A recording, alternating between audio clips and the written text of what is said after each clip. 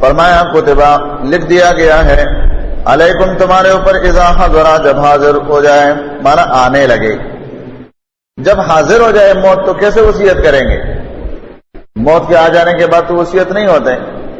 تو یہاں سے مراد ہے آثار الموت، مانا ایک شخص ہے، اس کو بیماری لگ گئی ہے، ڈاکٹروں نے بتا دیا کینسر کا مریض ہے، بس جانے والا ہے، یا انسان ہے وہ چارپائی پر پڑا ہے، بیماری طویل ہو گئی ہے، عمر اس کا زیادہ ہے، اور اب یہ اٹھ کر دوبارہ صحت مند ہونے کا قابل نہیں ہے، تو اب یہ موت کے آثار ہے نا۔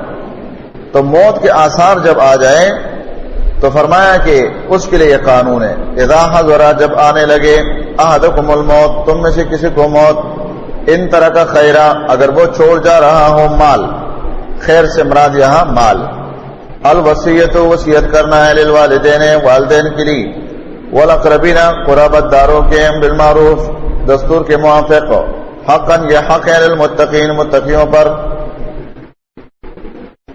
اس کی یہ وضاحت کہ وہ رشتہ داروں کے لیے وصیت کرے، فرمائے یہ متقین پر حق ہے۔ تقوی اللہ تعالیٰ کی نعمتوں میں عظیم نعمت ہے۔ شرعی مسائل جہاں انسان پڑھتا ہے اور جہاں اس کا خلاصہ ہوتا ہے، یا ابتدا یا سختی، تو اس میں تقوی اللہ استعمال کرتا ہے۔ تقوی کے ذریعے سے ہی شریعت پر عمل ہوتا ہے، تقوی کے بغیر کچھ نہیں ہو سکتا۔ تو ایک سوال آ رہا تھا کہ مرنے والا اگر مرتا ہے اور اس کو یہ خوف ہے کہ میں وصیت کر بھی دوں تو ہو سکتا ہے کوئی اس کو تبدیل کرے، تو ڈر کے مارے وہ وصیت نہیں کرتے، تو اللہ نے فرمایا کہ اس ڈر سے اپنے آپ کو نکالو۔ فمن بدلہ، پس جس نے بدل دیا، لہو اس وصیت کو، بعد ما سمعہ بات اس کے کہ اس کو سن چکا ہے، فانما اثمہ علی الذین، بس یقیناً گناہ اس کا ان لوگوں پر ہے، یبدلونہ جو بدلیں گے ان کو، جو بدلیں گے اس وصیت کو، تو اس کا گناہ مرنے والے پر نہیں ہوگا بلکہ سننے والوں پر ہوگا۔ ان اللہ سمیع علیم، اس میں اللہ نے تنبیہ کی ہے کہ دیکھو مرنے والے تم بھی جان لو، اور جو وصیت سن چکے ہو تم بھی جان لو۔ اللہ کے علم سے مرنے والے کے بارے میں بھی اللہ بے خبر نہیں ہے، اللہ کو پتہ ہے کہ اس کو وصیت کرنا چاہیے تھا اور اس نے نہیں کیا، کیونکہ بعض اوقات وصیت انسان پر فرض ہوتا ہے۔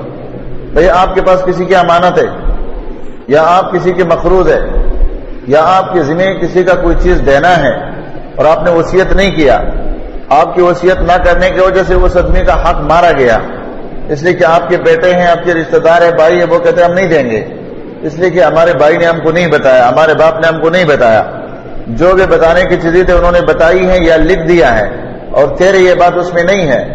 تو اللہ فرماتا ہے اگر ایسا کام کوئی مرنے والا جو مر چکا ہے کرے گا تو اللہ کے علم سے وہ مخفی نہیں ہے، اور اگر سننے والوں نے وصیت سن لیا ہے اور اس کو تبدیل کرنا چاہیں گے تو اللہ فرماتے ہیں تمہارے ساتھ سمیع، میں بھی تو سننے والا ہوں۔ یہ تنبیہ ہے ان لوگوں کے لیے کہ جو وصیت کو بدلتے ہیں، اس لیے فرمایا ان اللہ سمیع علیم، یقیناً اللہ تعالیٰ خوب سننے والا خوب جاننے والا ہے۔ فمن خاف، پس جو شخص ڈر گیا، من محسن وصیت کرنے والے کے، جنفن، جنف کہتے ہیں غلطی کے ساتھ انسان سے غلطی سے کوئی کام ایسا ہو جاتا ہے کہ کسی کا حق تلفی کر لیتا ہے، تو مانا یہ وہ حق تلفی ہے جو غلطی سے کر جائے۔ فرمایا فمن خافا، پس جو شخص خوف کرے وصیت کرنے کے، میں محسن وصیت کرنے والے کے، جنفن حق تلفی کا، او اثمن یا گناہ کا، فاصلح بینہم، پس وہ اصلاح کر دے ان کے درمیان، فلا اثم علیہ، تو نہیں ہے گناہ اس پر۔ ان اللہ غفور الرحیم، یقیناً اللہ تعالیٰ بڑا رحم کرنے والا بخشنے والا ہے۔ مانا یہ کہ ایک شخص ہے، اس نے وصیت کو سنا، سننے کے بعد وہ دیکھتے ہیں کہ یہ جو وصیت کرنے والے نے وصیت کیا ہے یہ غلط ہے، یہ وصیت میں اس نے غلطی کی ہے، وصیت اس کو اس طرح نہیں کرنا چاہیے تھا، اس طرح کرنا چاہیے تھا، اس نے وصیت میں غلطی کر لی ہے، تو یہ وصیت سننے والا کیا کرے، یہ اس وصیت کو اپنی ترتیب سے برابر کر کے جن کے بارے میں وصیت کیا گیا ہے اس کو درست سمت میں لے جائیں. اور فرمایا فَأَصْلَحَ بَيْنَهُمْ، فسنوں نے اصلاح کی ان کے درمیان. مانا جن کے بارے میں وصیت کیا ہے یا جو مرنے والا مر گیا ہے اس کی وصیت کو سنا، جس کے بارے میں کیا ہے اس کے بارے میں اس وصیت کو سیدھا کر کے استعمال کیا تو فرمایا فلا اسم علیہ، اس پر کوئی گناہ نہیں ہوگا. اور آگے اللہ رب العالمین نے اپنے دو صفات کا ذکر کیا کہ میں بہت بخشنے والا ہوں، مہربان ہوں. تو انسان سے ایسے غلطی ہونے میں میں ان کو نہیں پکڑتا ہوں بلکہ اس کی اصلاح کر لیتا ہوں، معاف کر لیتا ہوں.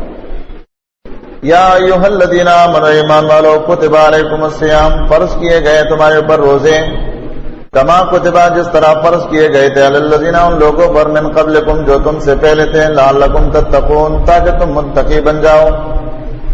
اس سے یہ ثابت ہوتا ہے کہ روزے آدم علیہ السلام کے بعد ہمارے نبی محمد صلی اللہ علیہ وسلم تک تمام لوگوں پر اللہ نے فرض کیے تھے، سارے لوگوں پر، من قبلکم، سارے اس میں آ گئے. البتہ ترتیب میں تبدیلی ہو سکتی ہے، کسی کی کم، کسی کے زیادہ، کسی کا ایک مہینہ، کسی کا دوسرے مہینے میں. فرمایا ہمارے اوپر روزے فرض ہے، لیکن روزوں کے حقیقت کو بیان کیا کہ روزے رکھنا اس کا مقصود کیا ہے. فرمایا لعلکم تتقون، تاکہ تم پرہیزگار ہو جاؤ، متقی بن جاؤ. تقوی کے لیے ہم نے روزے رکھ دیے تمہارے اوپر. پہلے اللہ رب العالمین نے انسان کے وجود کا مجموعی حق بیان کیا کہ قتل جو ہے، قتل سے بچاؤ ضروری ہے، انسان کے وجود کو بچایا جائے، اس کا ذکر کیا. دوسرے نمبر پر اللہ تعالیٰ نے انسانوں کے مال کا ذکر کیا کہ مال کے بارے میں وصیت کرو. تو انسان کے وجود ظاہری اور انسان کے مال کا دونوں کا مسئلہ بیان کرنے کے بعد اس آیات میں اللہ تعالیٰ نے انسان کے روحانی علاج کا ذکر کیا کہ اس کا روحانی علاج بھی ضروری ہے، اور وہ اگر ہو سکتا ہے تو وہ روزے کے ذریعے سے ہو سکتا ہے. تو اس لیے فرمایا کہ روزے تمہارے اوپر فرض کیے گئے. ایام معدودات، چند دن گنتی کے ہیں. فمن کان منکم مریضا، پس جو ہو تم میں سے بیمار، او علی سفر، یا سفر پر ہو، فعدۃ، پس وہ گنتی پوری کر لے، من ایام اخر، دوسرے دنوں سے. وعلی الذین، اور ان لوگوں پر، یطیقونہ، جو طاقت رکھتے ہیں، فدیۃ، فدیہ دینا ہے. طعام مسکین، کھانا ایک مسکین کا. فمن تطوع، پس جو بھی خوشی سے کرے گا، خیرن، بلائی کا کام، فہو خیر لہ، تو اس کے لیے بہتر ہے. وان تصوموا، اور یہ کہ اگر تم روزے رکھو، خیر لکم، تو تمہارے لیے بہتر ہے. ان کنتم تعلمون، اگر تم جانتے ہو.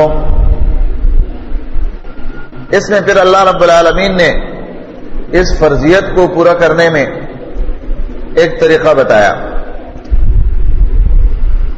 کہ اس میں اگر تمہارے اوپر سفر کا مسئلہ آ جائے اور رمضان المبارک کا مہینہ ہے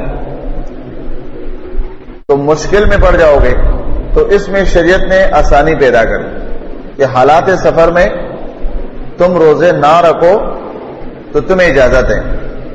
یا تم بیمار ہو، بیماری کی وجہ سے روزہ رکھنے سے تمہاری بیماری بڑھ جا رہی ہے، اس کی پھر تفصیل ہے نا. ایک وہ بیماری ہے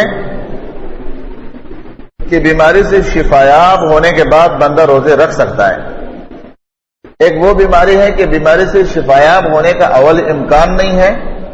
دوسرا یہ کہ اگر شفایاب ہو بھی جائے تو روزے رکھنے کے قابل پھر بھی نہیں ہوگا. تو ایسی صورت میں شریعت نے مرض کا ذکر کیا اور مرض کے بعد فدیے کا ذکر کیا کہ تم فدیہ دو. اس آیات میں جیسے کہ عبداللہ بن عمر رضی اللہ تعالیٰ عنہ کا قول ہے صحیح بخاری کے اندر کہ روزوں کے فرضیت اور اس آیات کے نزول کے بعد وہ لوگ جن کو اللہ نے مال دیا تھا، روزے کے رکھنے کے طاقت کے باوجود وہ مال دے کر روزے نہیں رکھتے تھے. اجازت کی گنجائش تھی کہ فدیہ دو یا روزے رکھو، یا اگر تم روزے بھی رکھو اور فدیہ بھی دے دو، یا مالدار ہو فدیہ دے سکتے ہو، فدیہ نہیں دیتے ہو روزے رکھتے ہو، تو وَأَن تَصُومُوا خَيْرٌ لَكُمْ، روزے رکھنا تمہارے حق میں زیادہ بہتر ہے کہ روزے رکھو. تو اس آیات کے بارے میں یہ حکم فرمایا پہلے تھا کہ مالدار پیسے دے یا روزے رکھے یا دونوں عمل کر لے تب بھی گنجائش. فرمایا ان کنتم تعلمون، اگر تم جانتے ہو. اور تطوع کا ذکر کیا. تطوع کا معنی ہوتا ہے کوئی بھی عمل اپنی خوشی کے ساتھ کرنا. اس لیے آپ دیکھیں حدیث میں نفلی نماز جتنے بھی آیا اس کو تطوع کہا ہے. الا ان تطوع، بخاری کی روایت میں ہے نا، ایک شخص آیا فرضی روزوں کا ذکر کیا اور فرضی نماز کا ذکر کیا. اللہ کے نبی نے فرمایا 5 نمازیں، رمضان کے روزے، فرضی زکات کا ذکر کیا. تو اللہ کے نبی سے وہ پوچھتے رہے کہ اس کے علاوہ، تو اللہ کے نبی جواب دیا کرتے تھے الا ان تطوع، الا ان تطوع. ہاں یہ کہ تم نفلی بھی کر لو تو تمہارے لیے اجازت ہے، گنجائش، اس کے مزید اجر ہے. دوسری آیات میں جو اللہ رب العالمین نے وضاحت کی ہے وہ پہلے آیات کے حوالے سے اس کو سمجھ لو. اس آیات کے بارے میں علماء نے لکھا، یہ روایت جو بخاری کے ہیں اس حوالے سے کہ یہ آیات منسوخ ہے، یہ آیات منسوخ ہے، لیکن اس میں یہ حکم باقی ہے. فدیے کا حکم کس کے لیے؟ وہ عورتیں جو دودھ پلاتی ہے یا حاملہ ہے یا وہ ضعیف العمر لوگ، جیسا کہ انس رضی اللہ عنہ کے بارے میں صحیح بخاری میں حدیث ہے کہ آخری 2 سالوں میں انہوں نے فدیہ دیا تھا. ضعیف ہو گیا تھا انس رضی اللہ عنہ، تو آخری 2 سال انہوں نے روزے نہیں رکھے تھے بلکہ فدیہ دیا تھا. بخاری کے اندر یہ واقعہ ہے. تو اس آیات کے بارے میں علماء کا یہ قول ہے کہ باقی حکم کے اعتبار سے عام لوگوں کے لیے تو یہ حکم منسوخ ہے کہ فمن کان منکم مریضا او علی سفر فعدۃ من ایام اخر وعلی الذین یطیقونہ فدیۃ. جن کے پاس فدیہ دینے کی طاقت ہے، مالدار ہے، تو وہ فدیہ دے. طعام و مسکین کا کھانا. تو یہ حکم منسوخ ہو گیا ہے کیونکہ دوسری آیت نے اس کی وضاحت کی ہے. البتہ اس کے اندر ضعیف العمر لوگوں کا حکم یا ایسے مریضوں کا حکم جو روزے آئندہ نہیں رکھ سکتے ہیں وہ باقی ہے. شہر رمضان الذی انزل فیہ القرآن، مہینہ رمضان کا وہ ہے نازل ہوا ہے اس میں قرآن. ہدن ہدایت ہے للناس لوگوں کے لیے، وبینات من الہدی واضح دلیلیں ہدایت کی ہیں اس میں، والفرقان اور جدا کر دینے والی. فمن شہد منکم، جو شخص حاضر ہو تم میں سے، الشہر اس مہینے میں، فلیصمہ تو چاہیے کہ وہ روزے رکھے. اس آیات نے پہلے آیات میں جو ففدیۃ من صیام یطیقونہ ففدیۃ من صیام، فدیۃ طعام و مسکین، طاقت رکھنے کے باوجود طعام کا اجازت دیا تھا، اس حکم کو اس آیات میں اللہ نے منسوخ کر دیا کہ جو شخص بھی فمن شہد منکم الشہر فلیصمہ، جو بھی تم میں سے کوئی شخص موجود ہوگا مانا زندہ ہوگا تو وہ روزے رکھے گا. اگرچہ اس کے پاس مال ہے لیکن مال نہیں دے گا، یہ اس کے اوپر بدن کا فریضہ ہے، اس کو مکمل وہ رکھے گا. ہاں جو دوسرا حکم تھا کہ سفر کے حالات میں یا بیماری کے حالات میں وہ بعد میں رکھ سکتا ہے، تو اللہ تعالیٰ نے اس آیات میں اس کو پھر سے دہرایا تاکہ کسی کو یہ شبہ نہ پڑ جائے کہ روزے رکھنے کا جو اللہ نے حکم دیا ہے تو اب چونکہ فرض روزہ ہے، اب سفر میں یا بیماری میں بھی اس کو نہیں چھوڑا جائے گا. تو اللہ تعالیٰ نے اس کو پھر سے دہرایا. فرمایا ومن کان مریضا، اور جو کوئی ہو بیمار، او علی سفر یا سفر پر ہو، فعدۃ من ایام اخر تو وہ گنتی پورا کرے دوسرے دنوں سے وہ گنتی پورا کرے حالات سفر میں یا حالات مرض میں. وہ بھلے فرضی روزے چھوڑ دے، بعد میں اس کو رکھ لے. اور اس میں پھر تفصیل ہے، لیکن یہ بات واضح ہے کہ اگر کوئی شخص سفر میں ہے اور تکلیف ہے اور پھر بھی وہ روزے رکھتا ہے تو یہ بات ذہن میں رکھو کہ کوئی شخص ایسا کرے گا اس نیت پر کہ اس میں اجر زیادہ ہوگا، تو ایسا نہیں ہے، بلکہ سفر میں روزہ نہ رکھنا بھی سنت ہے. حدیث میں آیا صحیح بخاری کی روایت ہے، نبی علیہ السلام نے دیکھا کہ ایک شخص پر لوگوں نے صاحبان بنایا ہے، بڑا آدمی ہے، ضعیف العمر. کہا کیا بات ہے؟ کہا یہ سفر میں ہے، روزے سے ہے. تو اللہ کے رسول صلی اللہ علیہ وسلم نے فرمایا کیا سفر میں روزہ رکھنا کوئی ثواب ہے؟ مانا جب یہ سفر میں ہے اور حالت روزے سے ہے اور یہ پیاسا اور بھوکا ہو گیا ہے اور تم لوگوں نے اتنا مصیبت بنایا ہے کہ اس کے اوپر سائے بنا رہے، تو روزہ توڑ دے، سفر ختم ہو جائے تو پھر روزہ رکھ لے۔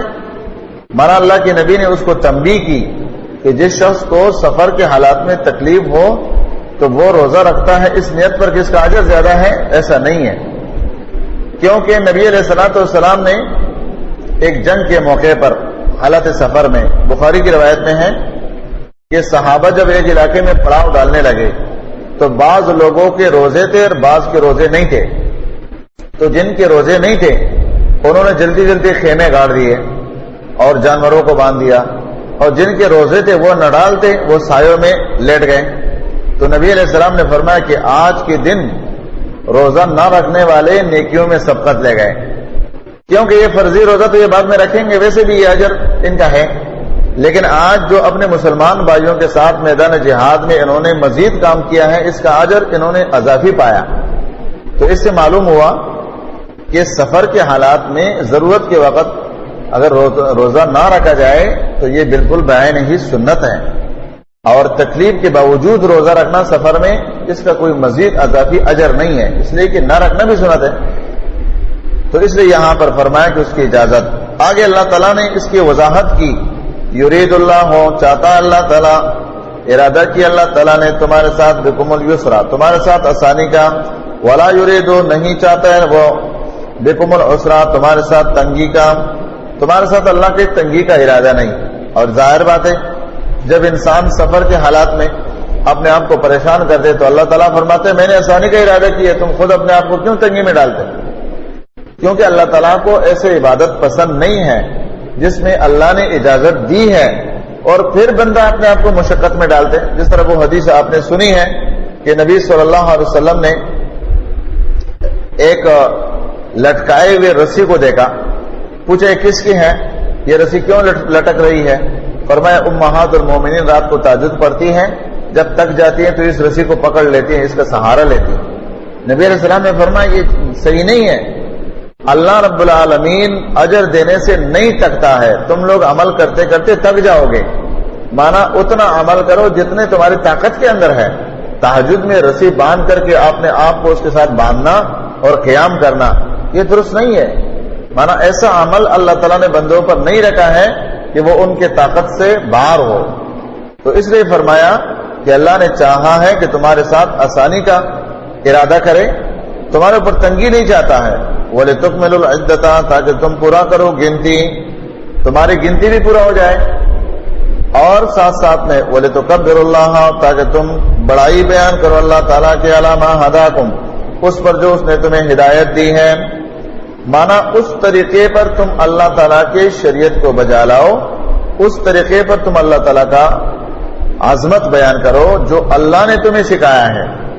اور اس آیات میں علامہ ہداکم میں اشارہ ہے کہ رسول اللہ صلی اللہ علیہ وسلم نے جتنے عبادات کیے ہیں، وہ نماز کے رکعات ہو، وہ صدقات فرضی نفلی، جتنے حرکات اور سکنات اللہ کے نبی نے اپنی امت کو دکھائے ہیں، کر کے گیا ہے، وہ اللہ نے وحی کے ذریعے سے ان کو بتائے، اس لیے فرمایا علامہ ہداکم، وہ طریقہ جو اللہ نے اس کا تمہیں ہدایت دیا ہے۔ وَلَعَلَّكُمْ تَشْكُرُونَ، اور تاکہ تم شکر ادا کرو، مانا عبادت کی ادائیگی میں بھی تمہاری لیے آسانی ہو، اور اس کے ساتھ ساتھ طریقہ بھی تمہیں جو اللہ نے بتایا ہے اس کو اختیار کرنا ہو، تو اس کے ساتھ تم اللہ کا شکر بھی ادا کرو گے۔ کیوں کہ جب اللہ نے تمہارے اوپر روزے فرض کر دیے اور اس میں تمہیں سفر کی گنجائش نہ دیتے، مرض کی گنجائش نہ دیتے، تو یہ مشکل کام تھا۔ تو جب تمہیں اس میں گنجائش دے دیا کہ حالات سفر میں اور بیماری میں تم بھلے روزے نہ رکھو، بعد میں ادا کر لو، تو اس میں تمہیں اللہ کے شکر کا موقع ملے گا کہ اللہ کی طرف سے بڑا کرم ہے کہ اس نے اپنے فرضی عبادت میں ہم کو اتنا وسعت کر کے دے دیا ہے کہ ہمارا مرض کا بھی خیال کیا ہے اور سفر کا بھی کیا ہے۔ وَإِذَا سَأَلَكَ عِبَادِي عَنِّي فَإِنِّي قَرِيبٌ، اب جب کہ روزے کا مسئلہ گزر گیا تو روزے کے وقت انسان اللہ تعالیٰ کا بہت قربت حاصل کر لیتا ہے، اللہ کا بہت قریب پہنچتا ہے، کیونکہ تقوی ہے۔ تقوی روزے کے ذریعے سے انسان میں تقوی بہت آتا ہے، تو اللہ رب العالمین نے فوراً اس کے ساتھ متصل اپنے آپ سے دعا مانگنے کا وسیلہ بتایا۔ اللہ کی قربت میں پہنچ گئے ہو تو اب اللہ سے مانگو۔ جیسے کہ اس آیات کے بارے میں مختلف اقوال علماء کہ بعض کا قول ہے کہ صحابہ کرام نے پوچھا تھا اللہ کے رسول صلی اللہ علیہ وسلم سے کہ ہم اللہ تعالیٰ کو پکارتے ہیں تو اللہ کتنا دور ہے، کس طرح پکاریں، بلند آواز سے، آہستہ آواز سے؟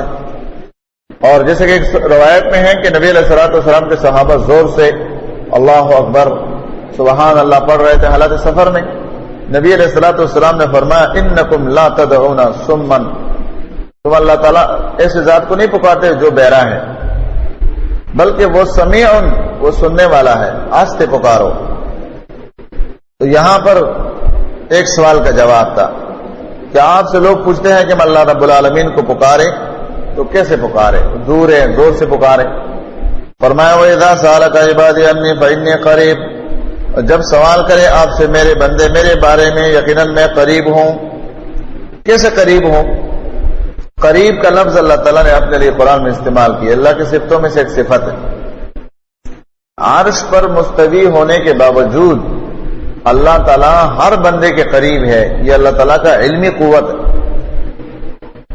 سورۃ قاف کے اندر اللہ رب العالمین نے فرمایا وَلَقَدْ خَلَقْنَا الْإِنسَانَ وَنَعْلَمُ مَا تُوَسْوِسُ بِهِ نَفْسُهُ وَنَحْنُ أَقْرَبُ إِلَيْهِ مِنْ حَبْلِ الْوَرِيدِ، ہم اس کے رگ گردن سے بھی قریب ہے، اقرب الیہ من حبل الورید۔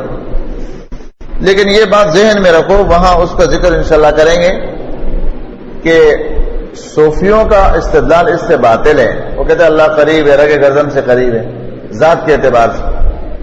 جہاں جہاں ایسا کوئی شبے کے بات ہے نا، تو وہاں علماء نے لکھا ہے، صاحب بصیرت لوگ جو قرآن کو جانتے ہیں انہوں نے لکھا ہے کہ جہاں پر ایسا اشکال ہو تو اس اشکال سے پہلے اللہ نے جواب دیا ہے، پہلے اللہ نے وہاں اپنا علم بیان کیا ہے۔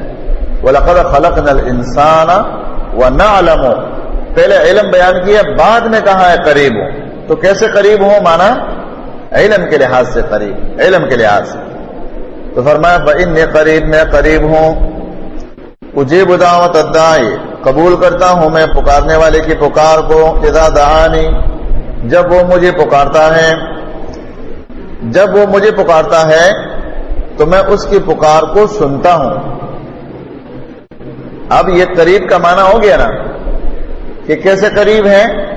معنی سماعت کے ساتھ، اجیب دعوت الداعی اذا دعانی، قبول کرتا ہوں میں اس کی پکار کو جب وہ مجھے پکارتا ہے۔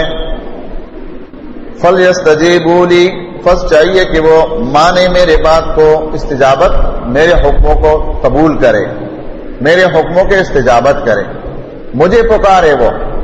وَلْيُؤْمِنُوا بِي، چاہیے کہ میرا حکم مانے، مجھ پر ایمان لائیں، لَعَلَّهُمْ، تاکہ وہ يَرْشُدُونَ، ہدایت پائیں۔ مانا یہ کہ اس میں دعا کا ذکر ہے کہ میں قریب ہوں۔ اب یہاں مشرکین کے عقیدے کی طرف آپ دیکھ لیں، کوئی شخص یہ عقیدہ رکھتا ہے یا رسول اللہ مدد، یا علی مدد، یا عبد القادر جیلانی مدد، باالحق بیڑا دک، علی مشکل کشا میری کشتی پار لگا دینا۔ ہر قوم کے اپنے نعرے ہیں، تو کیا وہ یہ عقیدہ رکھتے ہیں کہ یہ جس کو ہم پکارتے ہیں وہ ہمارے پکار کو سنتے ہیں؟ لازمی عقیدہ رکھیں گے؟ نہیں رکھیں گے تو پھر یہ پکارنے کا کیا معنی ہے؟ اچھا، اگر یہ عقیدہ نہیں رکھتے ہیں تو پھر یہ عقیدہ ان کو رکھنا پڑے گا کہ ہمارے اس پکار کو پہنچانے کے لیے ان کی کوئی ٹیم مقرر ہے۔ عبد القادر جیلانی کا اپنا ٹیم ہے، علی کا اپنا ٹیم ہے، اللہ کے رسول کا اپنا ٹیم ہے۔ وہ افراد ہمارے آواز کو سن کر، وہ چاہے جن ہو، چاہے ملک فرشتے ہو، یا ہواؤں کو انہوں نے مسخر کر دیا، ہوا کے ذریعے سے ہماری یہ باتیں وہاں تک پہنچتی ہے۔ بدقسمتی یہ ہے کہ مشرک کا عقل اتنا بیکار ہو جاتا ہے کہ جو چیز اللہ تعالیٰ سے نفی کرتا ہے وہ چیز اپنے معبود باطل کے لیے ثابت کرتا ہے۔ کہتے ہیں نا کہ ہم اللہ کو پکارتے تو ہمارا پکار اللہ نہیں سنتا ہے، نہیں سنتا ہے. ہم کہتے ہیں ٹھیک ہے. کہتے ہیں بغیر واسطے وسیلے اللہ کیسے سنے گا؟ اللہ تعالیٰ نے ہر چیز کے لیے واسطے وسیلے بنائے ہیں. ہم کہتے ہیں ٹھیک ہے تم اللہ کو پکارتے ہو تو بغیر واسطے اللہ تک تمہاری بات نہیں پہنچتی ہے، تو تم غیر اللہ کو جو پکارتے ہو کون سے واسطے سے ان تک پہنچاتے ہو؟ وہ واسطہ بتاؤ. کیونکہ تمہارے منہ کے پاس کوئی ٹیلی فون یا موبائل لگا ہوا نہیں ہے کہ جن کو تم پکارتے ہو ان کے پاس قبر میں یا برزخ میں ٹیلی فون یا وائرلیس لین گیا ہے اور وہاں سے وہ تمہارے باتوں کو سنتا ہے اور تمہیں جواب دیتا ہے. ایسا تو ہے نہیں. تو پھر کیا بات ہے کہ تم اس کو جس کو تم پکارتے ہو اتنا قوت اور طاقت کے مالک مانتے ہو کہ میں یہاں پاکستان سے پکاروں تو اللہ کے رسول قبر میں سنتا ہے، میں یہاں سے پکاروں تو عبد القادر جیلانی عراق میں سنتا ہے، میں یا داتا مدد کہوں تو لاہور کے حجویری صاحب سنتا ہے، یا میں یا غازی عبداللہ شاہ مدد کہوں تو غازی عبداللہ شاہ چاہے مجھ سے کتنا میل دور ہو وہ سنتا ہے. تو یہ عقیدہ اللہ کے بارے میں کیوں نہیں رکھتے ہو کہ میں جتنا بھی دور سے پکاروں تو اللہ تعالیٰ میرے بات کو سنتا ہے؟ تو اللہ سے تو تم اس عقیدے کی نفی کرتے ہو کہ اللہ بغیر واسطے وسیلے نہ سنتا ہے اور نہ وہ مدد کرتا ہے، اور غیر اللہ کے بارے میں تم بغیر واسطے اور وسیلے یہ عقیدہ رکھتے ہو کہ بغیر کسی آلے کے ذریعے سے بغیر کسی واسطے سے ڈائریکٹ وہ میرے کلام کو سنتا ہے. تو یہ اللہ کے ساتھ بہت بڑا ظلم ہے. اللہ تعالیٰ کے حقوق میں مشرک بہت بڑی حق تلفی کرتا ہے، اور اللہ نے جو اس کے اوپر ظالم کا فتویٰ لگایا ہے ویسا نہیں لگایا. یہ یقیناً ظالم ہے کہ دیکھو اتنا وہ اللہ جو خود کہتا ہے کہ نحن اقرب الیہ من حبل الورید ما توسوس به نفس، تمہارے نفس میں جو وسوسے آتے ہیں میں اس کو بھی جانتا ہوں، تمہارے رگے گردن سے بھی قریب ہوں، اور یہ کہتا ہے کہ نہیں وہ نہیں سنتا ہے. اور جو ملوں ہزاروں میل دور ہے اس کے بارے میں یہ عقیدہ رکھتا ہے کہ بغیر واسطے اور وسیلے کا وہ سنتا ہے. تو اس لیے فرمایا کہ مشرک جو ہے وہ ظالم ہے. ان الشرک لظلم عظیم، اس کو عظیم ظلم اس لیے کہا. تو فرمایا کہ میرے حکموں کو مانو، مجھ پر ایمان لاؤ تاکہ تمہیں ہدایت مل جائے. احل لکم، حلال کیا گیا تمہارے لیے، لیلۃ الصیام، روزے کے رات، الرفث، صحبت کرنا، الی نسائکم، اپنی عورتوں کے ساتھ، ہن لباس، وہ لباس ہے، لکم تمہارے لیے، وانتم لباس لہن، تم ان کے لباس ہو. علم اللہ، جان لیا اللہ تعالیٰ نے، انکم یقیناً تم ہو تم تختانون، خیانت کرتے ہو، انفسکم، اپنے نفسوں پر، فتاب علیکم، توجہ کی تمہارے اوپر، مانا درگزر کیا، وعفا عنکم، اور معاف کر دیا تم سے جو تم پہلے کر چکے ہو. فالآن فاسعوا باشروہن، مباشرت کرو ان کے ساتھ، وابتغوا، اور تلاش کرو، ما كتب اللہ لکم، جو لکھ دیا اللہ تعالیٰ نے تمہارے لیے، وکلوا، اور کھاؤ، واشربوا، اور پیو، حتی یہاں تک کہ یتبین، ظاہر ہو جائے، لکم تمہارے واسطے، الخیط الابیض، سفید داری، من الخیط الاسود، کالے داری سے، سیاہ داری سے، من الفجر، فجر میں سے، ثم اتموا الصیام، پھر پورا کرو تم روزے کو، الی اللیل، رات تک، ولا تباشروہن، صحبت نہ کرنا ان کے ساتھ، وانتم، جب ہو تم، عاکفون، اعتکاف کرنے والے، فی المساجد، مسجدوں میں، تلک حدود اللہ، یہ حدیں ہیں اللہ تعالیٰ کے، فلا تقربوها، مت قریب جانا اس کے. کذالک، اسی طرح، یبین اللہ، بیان فرماتا اللہ تعالیٰ آیاتی، اپنے آیاتوں کو، للناس، لوگوں کے لیے، لعلہم، تاکہ وہ یتقون، متقی بنے. اب اس میں اس عمل کا جو ساری امت کے لیے اللہ نے ایک رحمت اور نعمت بنایا اس کا ذکر ہے.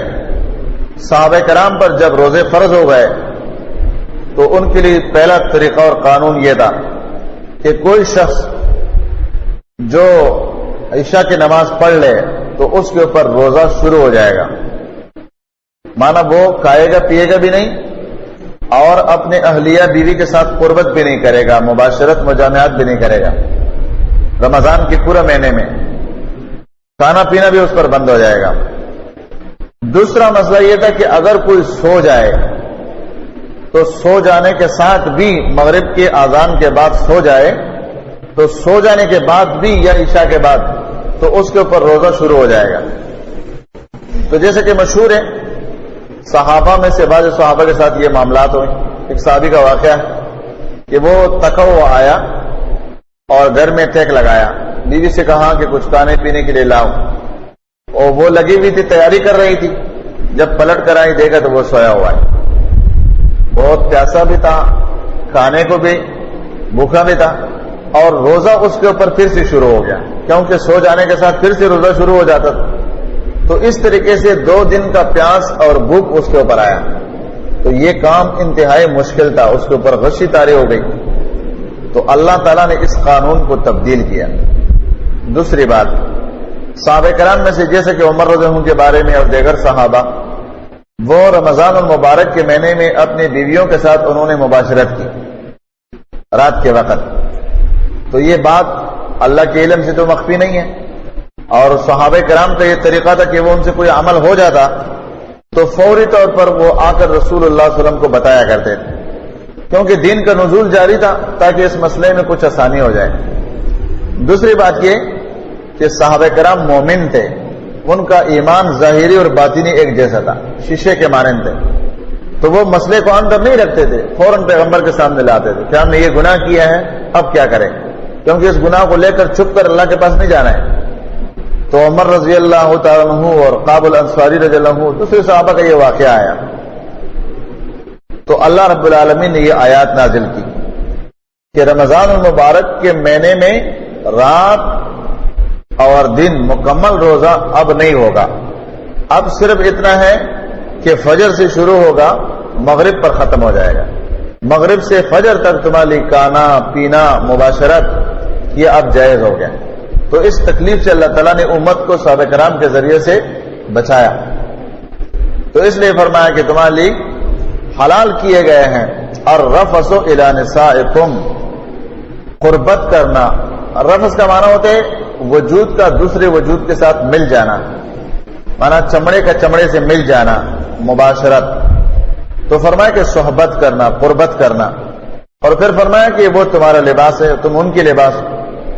لباس مانا یہ کہ ایک تو اس سے یہ مسئلہ ثابت ہو گیا کہ میاں بیوی کو چاہیے کہ ایک دوسرے کو سمجھ سکیں، کہ بیوی جو ہے وہ خاوند کے لیے ایسے ہیں جیسے اس کی لباس، اپنے خاوند کی عیوب بیان نہ کرے، اپنے خاوند کے لیے ایسا کام نہ کرے جو اس کے خاوند کے وجود کا باطنی ایسا نظر آ جائے، مانا اس کی غلطیاں لوگوں کے سامنے بیان کرنا، اس کی غیبتیں کرنا، یہ اس کے لیے لباس ہے نا بیوی۔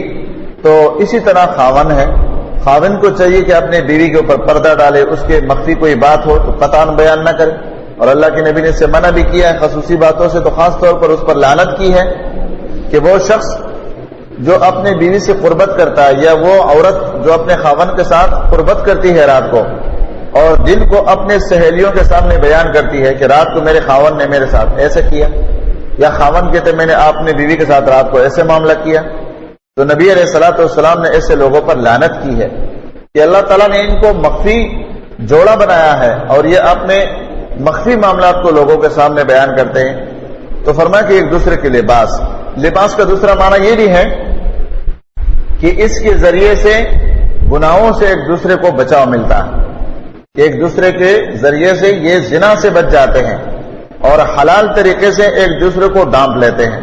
تو فرمایا تم ایک دوسرے کے لباس، اس سے یہ ثابت ہوتا ہے کہ لباس کو ساتھ رکھنا چاہیے، یہ نہیں کہ یہ جو طریقے ہیں نا بیویوں سے 2-2 سال 3-3 4-4 سال الگ رہنا، یہ شریعت کے موافق نہیں ہے۔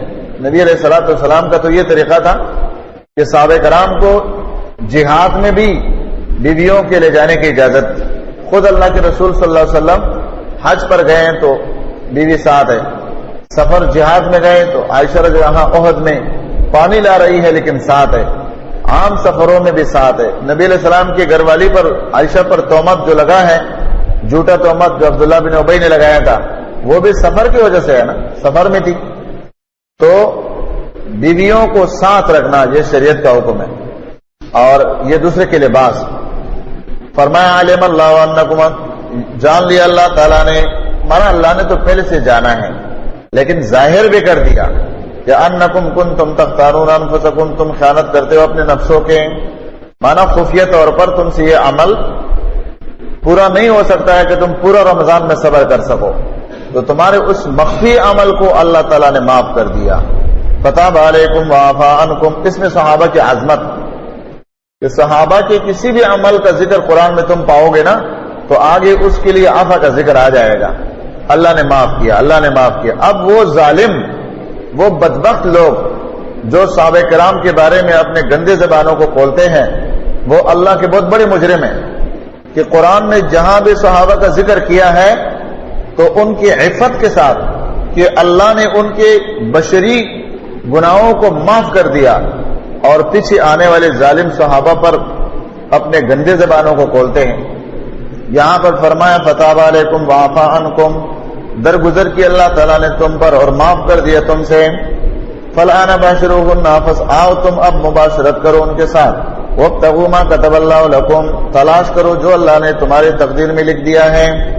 اس میں اس بات کی طرف اشارہ ہے کہ میاں بیوی جب قربت کرتے ہیں تو ان کا نیت صالح اولاد کا ہونا چاہیے. وابتغوا ما كتب اللہ لکم، اس چیز کو تلاش کرو جو اللہ نے تمہارے لیے لکھ دیا ہے. تمہاری تقدیر میں اللہ نے صالح اولاد تلاش کرو، اللہ سے مانگو تاکہ تمہیں صالح اولاد مل جائے. اور کھاؤ پیو حتی یتبین لکم الخیط الابیض من الخیط الاسود من الفجر، یہاں تک کہ سفیدی نظر آ جائے نا، صبح صادق جس کو کہتے ہیں. اور رات کے کنارے پر یعنی آسمان کے کناروں میں رات ہوتا ہے تو پہاڑوں یا سمندروں میں جہاں انسان کی رہائش ہوتا ہے تو آسمان کے نیچے والے کنارے میں دن کی روشنی آ جاتی ہے. وہ اس طرح ہوتے جس طرح سفید دھاگا. اور جیسے کہ صحابی کے بارے میں ہے، انہوں نے 2 دھاگے باندھے تھے اور اپنے تکیہ کے نیچے رکھ لیے تھے. بار بار اٹھتے ہیں ان دھاگوں کو دیکھتے ہیں. یہ دھاگے سفید اور کالا ایک دوسرے سے الگ ہو جائیں گے نا تو پھر روزہ شروع ہو جائے گا. صبح ہو گئی تو دھاگے کہاں الگ ہو رہے ہیں. آ کر اللہ کے رسول صلی اللہ علیہ وسلم کو بتایا تو انہوں نے کہا شاباش، آپ کے تکیہ کے وسعت پر اتنا وسیع تکیہ ہے تیرا کہ تیرے تکیہ کے نیچے رات کا آنا دن کا جانا. اس سے مراد ہے فجر کی سفیدی. یہ دھاگے مراد نہیں ہے جو تم نے پنڈی کے ساتھ یا تکیہ کے ساتھ اس کے نیچے رکھے ہیں. اس سے مراد تو رات کے اندھیرے اور صبح کی سفیدی کے کنارے مراد ہے. فرمایا ثم، آگے لفظ فرمایا نا من الفجر. اور بعض علماء نے مفسرین نے لکھا ہے کہ یہ فجر کا لفظ بعد میں اللہ نے نازل کیا تھا. یہ صرف داغوں کا ذکر ہوا تھا تو اس لیے صحابی کو شک پڑ گیا تھا. بعد میں یہ لفظ ہے من الفجر، فجر کا. ثم اتموا الصیام، اچھا اس میں اس بات کا بھی اشارہ ہے کہ لوگ جو کہتے ہیں نا کہ ہم قرآن کو عربیت سے سمجھ جائیں گے، ہم کہتے ہیں تم بڑے عربی دان ہو. صحابہ کے مقابلے میں تمہاری کیا عربیت ہوگی؟ جب عربی صحابہ اللہ کے نبی کی تشریح کے محتاج تھے تو آج کوئی عربی کی ڈکشنری اٹھا کر قرآن کے فہم اور قرآن کریم کی تفسیر کے لیے بیٹھ جاتے ہیں. اس لیے اکثر گمراہ ہو جاتے ہیں صرف لغت پر چلنے والے.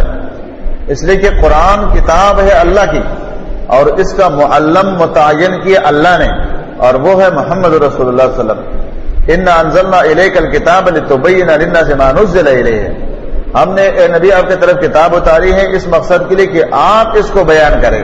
مبین پیغمبر ہیں، مفسر پیغمبر ہیں. فرمایا ثم اتموا الصیام، پھر پورا کرو تم روزے کو الی اللیل، رات تک.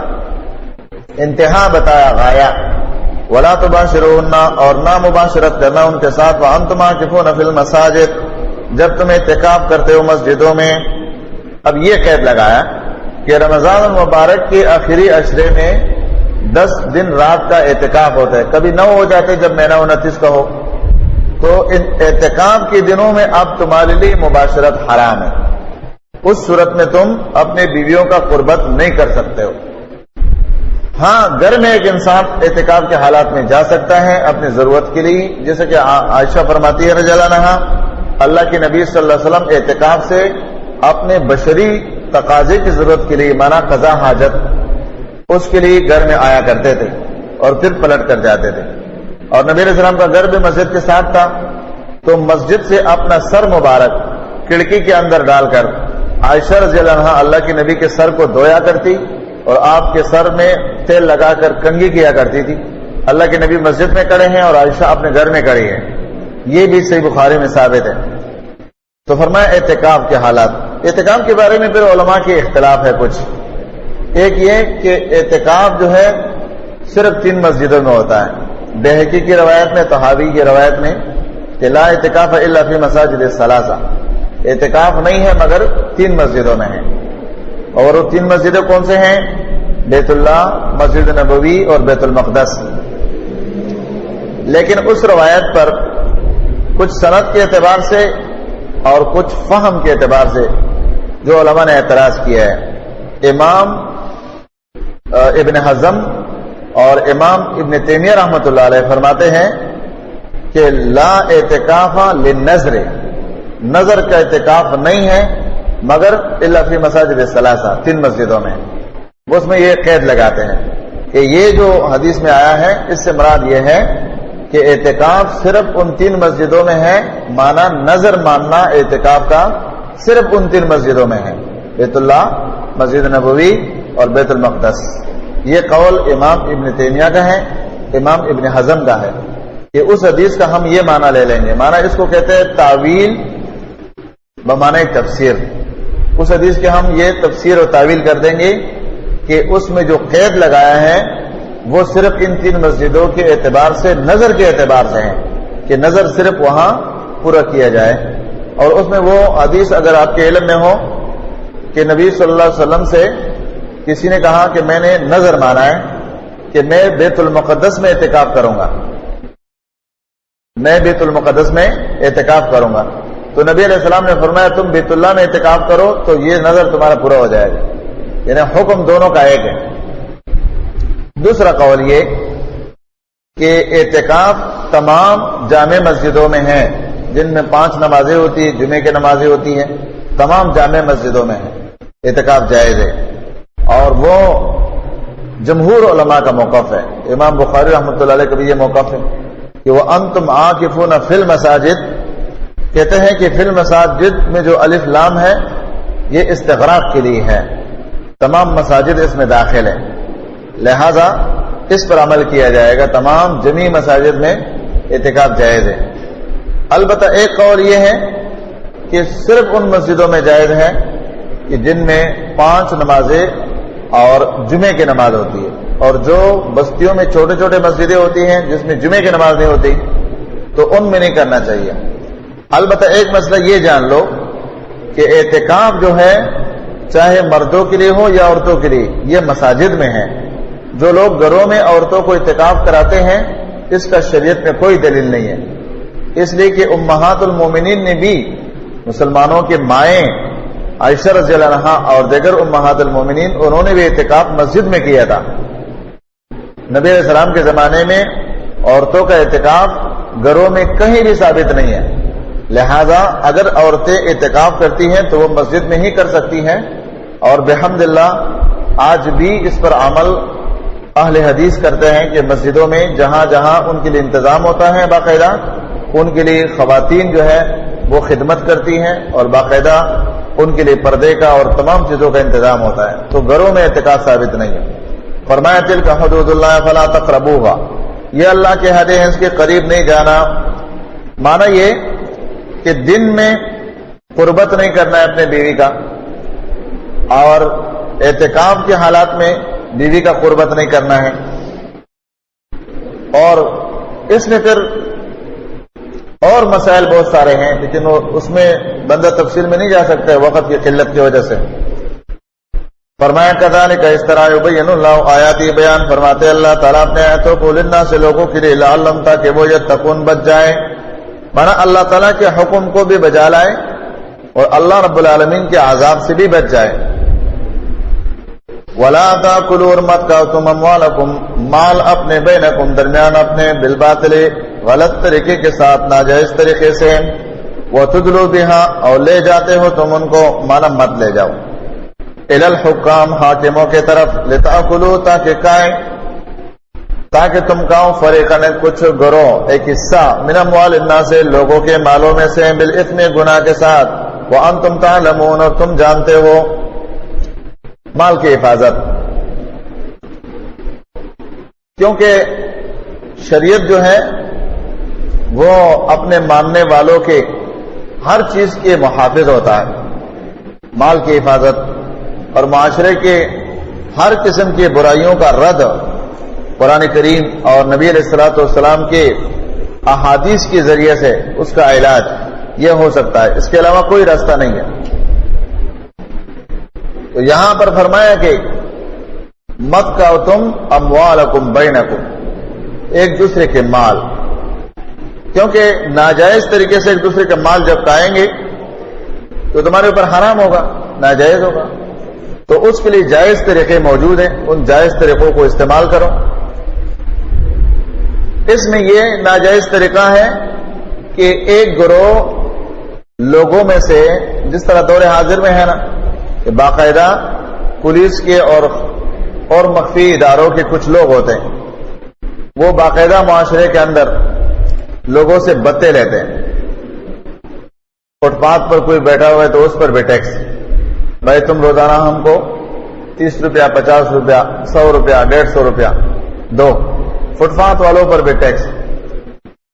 تو دو بندے آپس میں لڑ پڑتے ہیں، چیزوں پر باقاعدہ پلاٹوں پر لڑائیاں ہوتی ہے، تو جس کی پلاٹ ہے اس کو پکڑ کے لے جائیں، جس کا مال ہے، دکان ہے، کارخانہ، اس کو پکڑ کے لے جائیں۔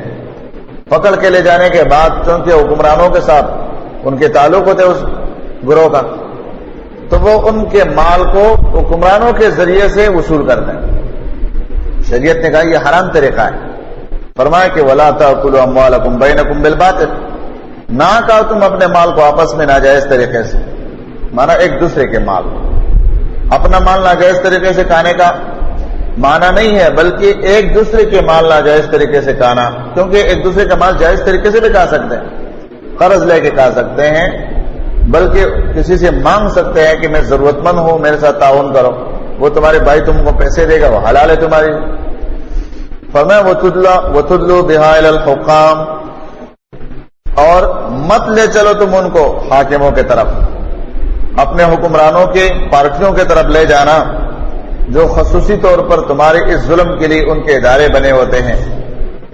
اور دور حاضر میں اس آیات کو سمجھنے میں تو کسی کو کوئی اشکال نہیں ہوگا، کیونکہ بہت آسانی سے یہ سمجھ میں آتا ہے، معاشرے میں اس کا میدان گرم ہے۔ فرمایا لِتَأْكُلُوا فَرِيقًا مِّنْ أَمْوَالِ النَّاسِ، تاکہ تم کھاؤ کچھ حصہ لوگوں کے مالوں میں سے، فریق سے مراد یہاں حصہ، کچھ حصہ لوگوں کے مال میں سے تم کھاؤ، بالاسم گناہ کے ساتھ، مانا زیادتی کے ساتھ کھاؤ گے تو گناہ ہے۔ وَأَنْتُمْ تَعْلَمُونَ، تم جانتے ہو اس بات کو، کیونکہ بعض گناہ ایسے ہوتے ہیں کہ انسان فطری طور پر بھی اس کو جانتا ہے۔ مثلا اس بات کو کون نہیں جانتا ہے کہ بھئی میں جس کا مال لے کر کھاتا ہوں، اگر اسی طریقے سے میرا مال کوئی لے کے جائے گا تو میں اس کو جائز کہوں گا کہ ناجائز کہوں گا؟ لا محالہ کوئی بھی باشعور انسان اس کو جائز نہیں کہے گا، یہ تو غلط ہے۔ تو جب میں کسی اور کو حرام خور کہوں گا کہ اس نے میرا مال کا یہ حرام خور ہے، تو اسی طریقے سے میں جس کا مال لے کے کہتا ہوں تو یہ بھی تو حرام ہے۔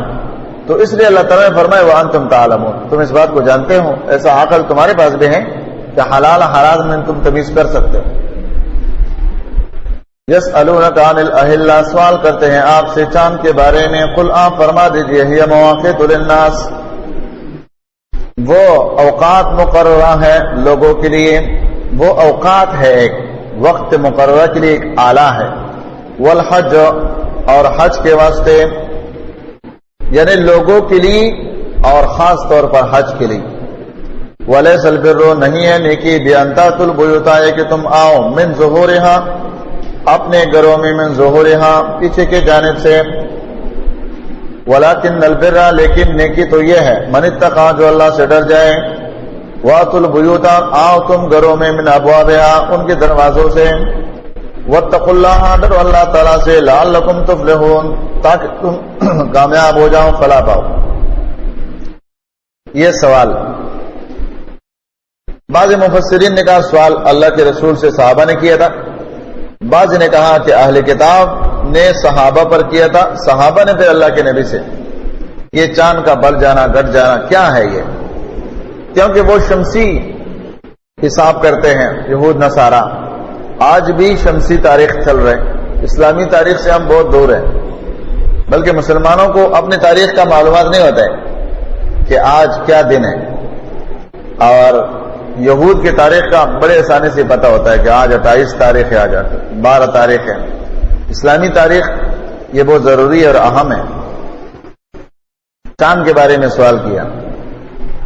اب یہاں یہ بات بھی سمجھو، لوگ کہتے ہیں نا کہ سوال کرنا، تقلید کے بارے میں کہتے ہیں نا فاسألوا اہل الذکر ان کنتم لا تعلمون، پوچھو علماء سے اگر تم نہیں جانتے. کہتے ہیں مقلد ہو گیا.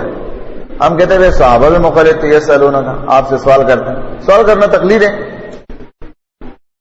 یا نبی علیہ الصلوۃ والسلام کو اللہ فرماتے فاسأل الذین اوتوا الکتاب من قبلک، سورۃ یونس میں، ان لوگوں سے سوال کرو جو کتاب دیے گئے ہیں آپ سے پہلے.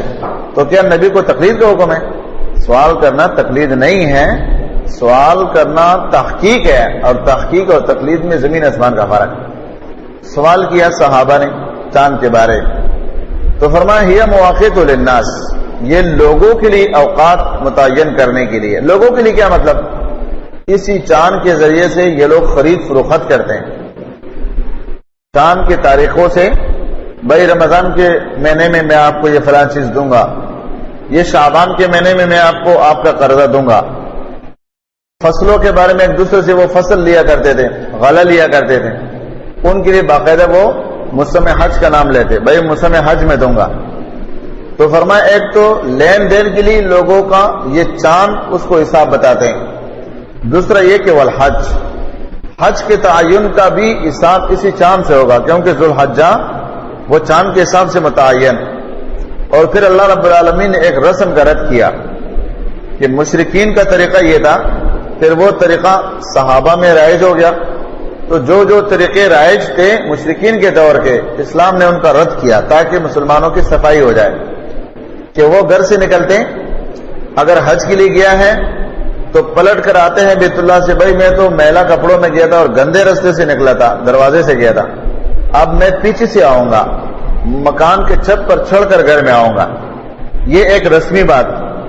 یا گھر سے نکل گئے اور وہ کام ان کا نہیں ہوا، گھر سے نکلا ہے جس کام کے لیے نکلا تھا وہ کام نہیں ہوا، تو کہا کہ آج تو بڑی نحوست کے ساتھ میں دروازے سے نکلا ہوں، اب پلٹ کر جاؤں گا تو اس دروازے سے نہیں جاؤں گا، اور نہ گھر کا حالات بھی بگڑ جائے گا. اب پلٹ کر آتے تھے، یا تو دیوار توڑ کر داخل ہوتے تھے یا پیچھے سے مکان پر چڑھ کر داخل ہوتے تھے. تو اللہ تعالیٰ نے اس رسم کا رد کیا. اور اس سے یہ بھی ثابت ہوتا ہے، علماء نے لکھا ہے کہ ہر کام کو ترتیب سے کرنا. وَأْتُوا الْبُيُوتَ مِنْ ظُهُورِهَا کے بجائے جو بِأَنْ تَأْتُوا الْبُيُوتَ مِنْ ظُهُورِهَا وَلَكِنَّ الْبِرَّ مَنِ اتَّقَىٰ، مانا وَأْتُوا الْبُيُوتَ مِنْ أَبْوَابِهَا، اپنے گھروں کو دروازوں سے آؤ، مانا ہر کام کو صحیح ترتیب سے کرو. اس میں ایک ترتیب کا اشارہ ہے. فرمایا واتقوا اللہ، ڈرو اللہ تعالیٰ سے، لعلکم، تاکہ تم تفلحون، کامیاب ہو جاؤ. وقاتلوا، اور لڑو تم، فی سبیل اللہ، اللہ کے رستے میں، الذین، ان لوگوں سے، یقاتلونکم، جو لڑتے ہیں تم سے. ولا تعتدوا، زیادتی نہ کرو، ان اللہ، یقینا اللہ تعالیٰ، لا یحب المعتدین، نہیں پسند کرتے ہیں، نہیں پسند کرتے ہیں، محبت نہیں کرتے ہیں معتدین، زیادتی کرنے والوں کے ساتھ. اب اللہ سبحانہ و تعالیٰ نے جب معاشرے کے اندر افرادی تربیت کیا مسلمانوں کا، صحابہ کا، یہ تو مال سے اپنے آپ کو لوگوں کے مال سے بچاؤ، اللہ کے لیے روزہ رکھو، یہ ظاہری باطنی اصلاح کرنے کے بعد اب اللہ رب العالمین اس عمل کا حکم دیتا ہے جن کے لیے یہ اعمال لازم ہوتے ہیں. مانا جہاد وہ عمل ہے کہ جہاد کے رستے میں خالص طور پر وہ لوگ مسلمان استعمال ہو سکتے ہیں جن کے عقائد میں، جن کے اعمال میں، جن کے تقوی میں کمال درجہ ہو، کیونکہ قتال فی سبیل اللہ یہ اعلیٰ درجے کا عمل ہے. تو اعلیٰ درجے کے عمل کے لیے اعلیٰ درجے کے مسلمان چاہیے. تو پہلے آیتوں میں ہم نے وہ چیزیں، وہ باتیں پڑھ لی، اور پھر اس میں اس بات کی طرف بھی اشارہ ہے کہ حج کا ذکر آیا. تو حج کے ذکر کے لیے، کیونکہ بیت اللہ مسلمانوں کا مرکز تھا اور وہ مشرکین کے ہاتھوں میں تھا، تو جب حج کا ذکر پچھلے آیات میں ہم نے پڑھ لیا تو اللہ تعالیٰ نے فرمایا کہ اس مرکز کو حج کے لیے کیسے تم آزاد کرو گے، اس کی آزادی کے لیے قتال ضروری ہے. تو حکم دیا، فرمایا وقاتلوا فی سبیل اللہ، لڑو تم اللہ تعالیٰ کے رستے میں، الذین، ان لوگوں سے، یقاتلونکم، جو لڑتے ہیں تم سے، ولا تعتدوا، زیادتی نہ کرو تم. اسلام وہ دین ہے، وہ شریعت ہے کہ اس جیسا عدل انصاف کسی میں نہیں ہے. اب دیکھو لڑائی میں کہتے ہیں انصاف کرو، اب لوگوں سے بات کرو، لڑائی میں بھی انصاف ہوتے. اللہ فرماتے ہیں لڑائی میں بھی انصاف سے چلنا ہے. کیوں؟ عورتوں کو قتل نہیں کرنا ہے، بوڑھوں کو قتل نہیں کرنا ہے، بچوں کو قتل نہیں کرنا ہے، ان کے مویشی جانوروں کو قتل نہیں کرنا ہے، اور جن لوگوں کو تم قتل کرو مسئلہ نہیں کرنا ہے، ناک کان وغیرہ نہیں کاٹنا ہے، بلکہ اعتدال سے چلنا ہے. اس لیے کہ یہ عمل تم نے اللہ کے لیے کرنا ہے، اور اللہ تعالیٰ اپنے حکم کے ان لوگوں کو کامیابی دیتا ہے جو ان اعمال پر چلتے جو اللہ کو پسند ہوتے ہیں. جب بھی تم اللہ کے پسند سے ہٹ جاؤ گے تو مدد اللہ کا ہٹ جائے گا. تو آگے کیا فرمایا؟ ان اللہ لا يحب المعتدین، مانا معتدین سے اللہ محبت نہیں کرتا ہے، اور معتدلین سے اللہ محبت کرتے ہیں. اعتدال پر چلو گے تو اللہ تم سے محبت کرے گا، اللہ تم کو غالب کر دے گا. اور جب تم اعتدال سے ہٹ جاؤ گے، معتد بن جاؤ گے، تجاوز کر لو گے حد سے، تو پھر اللہ کا محبت ہٹ جائے گا. محبت ہٹ جائے گا تو تم جہاد کے میدان میں کامیاب نہیں ہو سکو گے. لیکن آپ اس کے مقابل یہود نصارہ کو دیکھ لو، دور حاضر کے مشرکین اور منافقین کو دیکھ لو کہ وہ جب مسلمانوں کے ساتھ لڑتے ہیں تو وہ بم برساتے ہیں، بارود برساتے ہیں، اور وہ کیمیکل استعمال کرتے ہیں کہ خود بہت دور ہو، صرف اس کیمیکل اور بم اور راکٹ اور بغیر پائلٹ کے جہاز کے ذریعے سے مسلمانوں کی عورتوں کو، مردوں کو، مویشیوں کو نشانہ بنائیں. لیکن اس کے باوجود معاشرے میں نام کیا ہے کہ اگر ظالم ہے، دہشت گرد ہے تو وہ مجاہدین ہیں. کتنے ظلم کے بعد کہ جو ظالم ہیں، قرآن نے جن کو ظالم کہا ان کو کوئی ظالم نہیں کہتے ہیں، اور جن کو قرآن نے معتدلین کہا، انصاف والے، جو لڑنے کے لیے آتے ان سے لڑتے، جو لڑنے کے لیے نہیں آتے وہ اپنے معاشرے میں ان کو بسنے دیتے اور ان کا باقاعدہ ان کے مال کا خیال رکھتے ہیں. اور یہ صرف اسلام کے خوبی ہے. فرمایا وقتلوہم، لڑو ان کے ساتھ، حیث ثقفتموہم، جہاں کہیں تم ان کو پاؤ، واخرجوہم، نکالو ان کو، من حیث اخرجوکم، جہاں سے نکالا انہوں نے تم کو، والفتنۃ، اور فتنہ، اشد من القتل، سخت ہے قتل سے، ولا تقاتلوہم، مت لڑو تم ان کے ساتھ، عند المسجد الحرام، مسجد الحرام کے پاس، حتی یقاتلوکم فی، یہاں تک کہ وہ لڑے اس میں تمہارے ساتھ، فإن قاتلوکم، پس اگر وہ لڑے تمہارے ساتھ اس میں، فقتلوہم، پس قتل کرو تم ان کو، کذالک، اسی طرح، جزاء الکافرین، بدلہ ہے کافروں کا. اس میں ترغیب کہ حرم کا خیال رکھو، مسجد میں ان کے ساتھ، حرم، حدود حرم، اس میں مت لڑو. لیکن اگر یہ لوگ وہاں پر تمہارے ساتھ لڑنے کے لیے آ جاتے ہیں تو پھر بدلہ ہے. پھر یہ مطلب نہیں ہے کہ حرم پہ حملہ ہو جائے تم ہاتھوں پر ہاتھ رکھ کے بیٹھ جاؤ، نہیں، پھر حرم میں بھی لڑنا پڑے گا. اس لیے کہ فعل یہ کریں گے، ابتدا یہ کریں گے، اور انتہا تک پہنچانا پھر تمہارا کام. فرمایا کہ ان کو مکے سے نکالو، مکے سے انہوں نے تم کو ہجرت پر مجبور کیا تھا تو ان کو تم نکالو، ایک معنی. دوسرا معنی یہ کہ زمین کے جس حصے پر بھی کفار کا قبضہ ہے تو چونکہ ان الارض للہ، زمین سب اللہ کی ہے اور تم بندے اللہ کے ہو، اور یہ اس زمین پر قابض ہو چکے ہیں، تو ساری زمین سے ان کو بے دخل کر دو. مانا زمین پر رہیں گے لیکن جزیہ دے کر، ٹیکس دے کر، اس زمین کے اختیارات تمہارے پاس ہونی چاہیے، تو اس لیے ساری زمین سے ان کو بے دخل کر دو. فرمایا وَأَخْرِجُوهُمْ مِنْ حَيْثُ أَخْرَجُوكُمْ، اور فتنے کا ذکر کیا تو فرمایا کہ وَالْفِتْنَةُ أَشَدُّ مِنَ الْقَتْلِ، فتنہ قتل سے سخت ہے.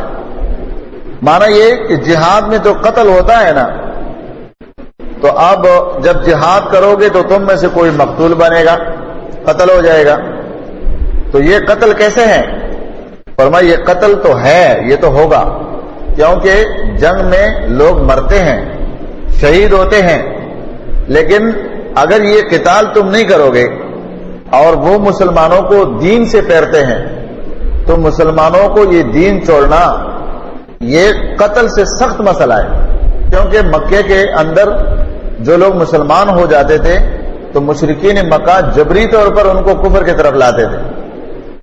تو اللہ تعالیٰ نے فرمایا کہ یہ کفر کی طرف ان کو لانا اور کفر کی ترویج اور ان کی دعوت کو پھیلانا یہ تو سب سے بڑا فتنہ ہے. دوسرا معنی یہ کہ والفتنہ تو اشد من القتل، شرک جو ہے وہ قتل سے بھی سخت ہے. لہذا جب شرک کا بازار گرم ہوگا تو اس کے مقابلے میں یہ قتال سب سے اہم ہے کہ مشرکین کی قوتوں کو توڑو تاکہ توحید کا مستقل جو ہے نظام قائم ہو جائے اور حج کا مرکز جو ہے خالی ہو جائے. فرمایا کذالک جزاء الکافرین، اسی طرح بدلہ کافروں کا ہے. اب دنیا کے مسلمان اس علاج کو نہیں جانتے، وہ اور علاج ڈھونڈتے ہیں کہ ہم اسلحے خریدیں گے، ہم جو ہے ایٹم بم والے بن جائیں گے، وہ بن جائیں گے، وہ بن جائیں گے. لیکن نتیجہ کیا ہوتا ہے؟ ایٹم بم والے بھی بن گئے پھر بھی امریکہ سے ڈرتے، تو کیا فائدہ ہوا؟ اصل میں جنگیں جو لڑی جاتی ہیں وہ اسلحوں پر نہیں ہوتی ہے. اس کی مثال ہمارے سامنے ہماری اس امت کی تاریخ کا بہت بڑا معرکہ ہے جنگ بدر. جنگ بدر میں صحابہ کرام کے ہاتھوں میں ڈنڈے ہیں اور مشرکین مکہ کے ہاتھوں میں تلواریں. یعنی صحابہ کے پاس سب کے پاس اسلحہ نہیں ہے، چند تلواریں ہیں اور بعض صحابہ نے ہاتھ میں چڑیاں لکڑیاں لیا ہوا ہے اور ان لکڑیوں سے وہ لڑتے ہیں.